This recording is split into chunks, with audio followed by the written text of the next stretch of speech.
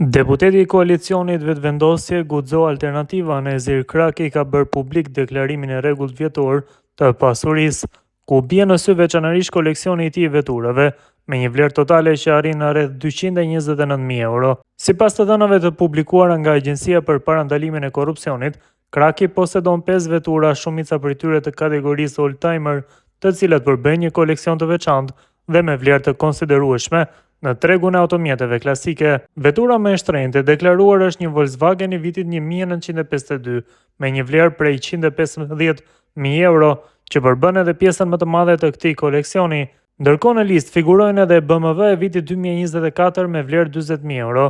Volkswagen i vitit 1979 me vlerë 34.000 euro, Volkswagen i vitit 1958 që vlen 28.000 euro, dhe një Opel Kadett i vitit 1966, 12.000 euro. Të gjitha këto automjete janë në pronësi të deklaruesit dhe sipas përshkrimit janë siguruar përmes blerjeve dhe transaksioneve brenda një koleksioni personal, duke lënë të kuptohet për një interes të hershëm të deputetit tek automjetet klasike. Për te veturave, deklarimi i pasurisë tregon se Kraki zotëron edhe një banesë prej 60 metra shkatror në vlerën e 450.000 eurove, e cila është blerë përmes kredisë bankare.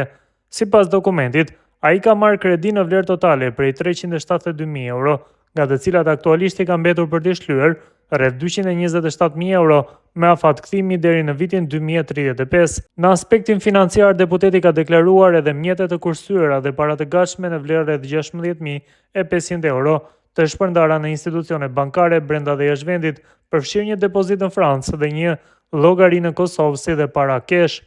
Sa i përket të ardhurave, Kraki ka raportuar pagën vjetore si deputet në shumër prej 16.700 euro, ndërsa ka përfituar edhe 4.800 euro nga angazhimi i pjesshëm si ligjërues në universitet në Francë. Në deklarimi janë përfshirë edhe të ardhurat e bashkëshortes së tij, e cila punon në Francë dhe ka realizuar hyrje vjetore prej 28.000 eurosh.